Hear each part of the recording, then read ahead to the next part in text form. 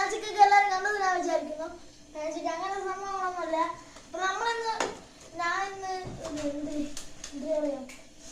വൈകുന്നേരം തിന്ന ഫുഡില് ഞാൻ കാപ്പിയാണ്, ചോറല്ല, ഇന്ന് കാപ്പിയാണ്. അപ്പം പുട്ടും പിന്നെ ഇത് സോയാബീൻസുമാണ്. എല്ലാവർക്കും അറിയാവുന്നതാണെന്ന് തോന്നുന്നു.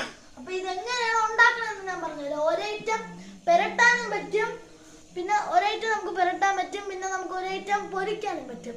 അപ്പൊ ഞാൻ ഇന്ന് പൊരിച്ചാണ് നിങ്ങൾക്ക് കാണിക്കുന്നത്. വേറെ വീഡിയോയിൽ ഞാൻ പെരട്ടി കൊണ്ടുവരാം. സൂപ്പർ സൂപ്പർ ചിക്കൻ പോലെ ഇരിക്കും ഗൈസ്. അത്രയ്ക്ക് കിടില സാധനമാണ് നമ്മൾ ഉണ്ടാക്കാൻ പോകുന്നത്. അപ്പൊ നമ്മള് ഇതിന് സോയാബീൻസ് ഫസ്റ്റ് എടുക്കുക.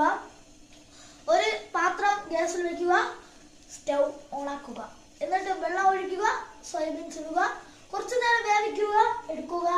എന്നിട്ട് അതിന്റെ വെള്ളമെല്ലാം പിഴിഞ്ഞ് കളയണം. പിഴിഞ്ഞ് കളഞ്ഞിട്ട് ഒരു പാത്രത്തിൽ ഇട്ടിട്ട് ഒരു ബൗളിലിട്ടാൽ മതി. എന്നിട്ട് അതിൽ മുളക് പൊടി, മഞ്ഞപ്പൊടി, ഗരം മസാല ഇതൊക്കെ ഇട്ട് അങ്ങ് പെരട്ടി അങ്ങ് അടക്കണം.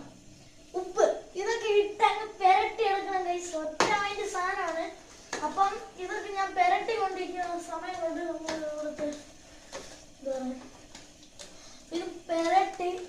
നമ്മൾ പെരട്ടി എടുക്കണം ഗൈസ്.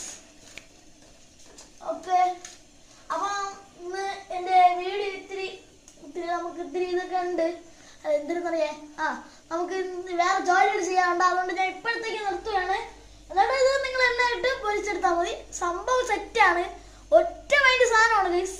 അപ്പൊ ഞാൻ പുട്ടും നമ്മുടെ സോയാബീൻസ് എണ്ണയും കൂടിയാണ് എടുത്തിരിക്കുന്നത്. അപ്പൊ ഇന്നത്തെ വീഡിയോ എല്ലാവർക്കും ഇഷ്ടപ്പെട്ടെന്ന് വിചാരിക്കുന്നു. Bye bye.